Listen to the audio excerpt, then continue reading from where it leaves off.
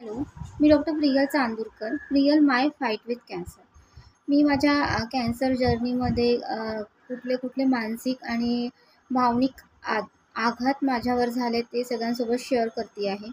So काय झालं की बाबा इतक्या सगळ्या गोष्टी त्या दरम्यान माझ्यासोबत झाल्या आणि इतके सगळ्या शॉकिंग गोष्टी होत गेल्या. लोकांचं बिहेवियर चेंज झालं आणि माझ्याकडे दुर्लक्ष आणि सगळं सगळं जे काय मी आधीचे तुम्ही व्हिडिओ माझे बघत आलात, तर त्यामुळे काय झालं की माझं शरीर ना एकदम सुजायला लागलं आणि इतकी स्वेलिंग आली की मला स्वतःला वाटायला इतकं हेवी वाटायला लागलं आणि पूर्ण गाल माझे पफी पफी झालेले आणि ती ॲबनॉर्मल स्वेलिंग माझ्या लक्षात आली.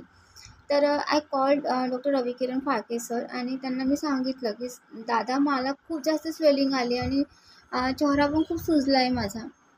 तर दादा बोलले की ठीक आहे, तू सिरम इलेक्ट्रोलाइट्स करून घे.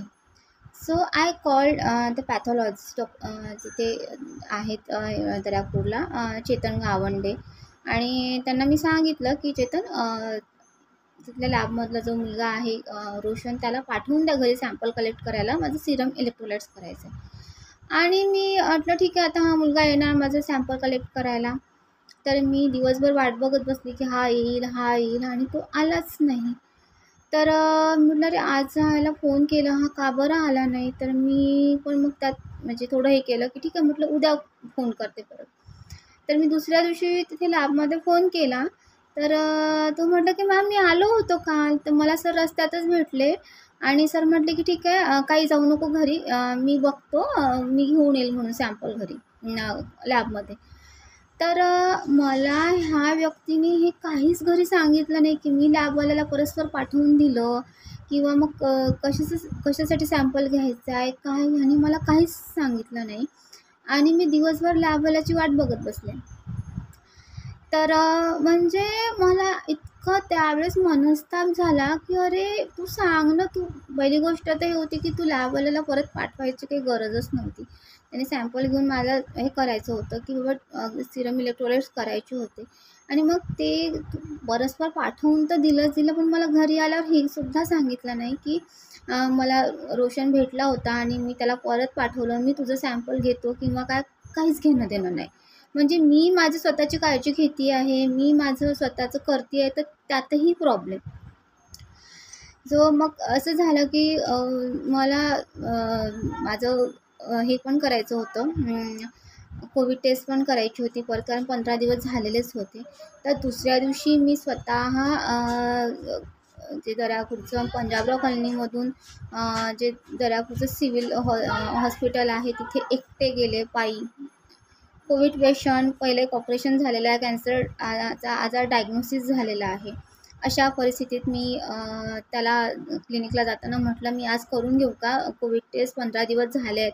तर तो म्हटलं ठीक आहे करून घे तू, पण त्यांनी असं नाही म्हटलं की मी तुझ्याजवळ थांबतो, मी तुला घेऊन जातो, मी उशिरा जातो OPDला, काही घेणं देणं नाही. सो मी पायी गेले सिव्हिलला. तिथे मी माझं कोविड टेस्ट केली, कोविड टेस्टचा रिपोर्ट घेतला. नंतर मी लॅबमध्ये गेले, लॅबमध्ये माझं सॅम्पल दिलं. नंतर मला ऑपरेटला जायचं होतं, त्यामुळे चेस्ट एक्सरे पण करायचा होता. तर मग मी चेस्ट एक्सरे करायला डॉक्टर साबळेंकडे गेले, तिथे चेस्ट एक्सरे केला आणि घरी आले. म्हणजे इतका स्ट्रगल होता त्यावेळेस की सगळ्या गोष्टी मी माझं स्वतः करत होते आणि ह्याला त्या व्यक्तीला काहीही घेणं देणं नव्हतं. आणि म्हणजे मी त्याला सांगत होती की अरे 15 दिवस झाले आता, मला कोविड टेस्ट करायला पाहिजे परत, निगेटिव्ह आहे की काय, कारण ऑपरेट डिले होत आहे आणि एवढी अंगावर सूज आलेली आहे, तर त्यासाठी मला सिरम इलेक्ट्रोलाइट्स पण करायला सांगितलं सरांनी, तर ते पण करायला पाहिजे. तर मी त्याला सांगत होते आणि मग तो ठीक आहे करून घेतो तुझं. तर मला म्हणजे साधं तिथल्या तिथे लोकलमध्ये तिथे नेऊन किंवा तिथे माझ्यासोबत यायलाही ती व्यक्ती तयार नव्हती. तो आजार पण म्हणजे माझ्यासाठी इतका स्ट्रगल ठरला आयुष्याचा की म्हणजे त्या गोष्टी मी विसरूच शकत नाही आणि त्यातून मी निघू शकत नाही. ते जे तो जो पिरियड होता 15-20 दिवसांचा, तो खूप भयानक होता.